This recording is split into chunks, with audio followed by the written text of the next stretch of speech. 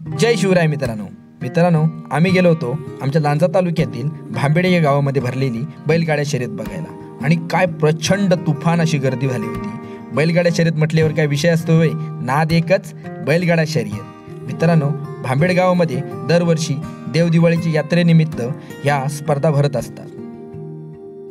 आता ही गाडी पळण्यासाठी सज्ज झाली।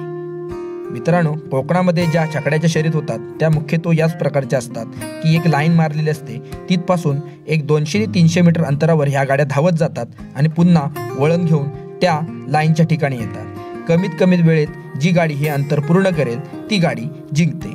चला आपण काही गाड्या बघून घेऊया।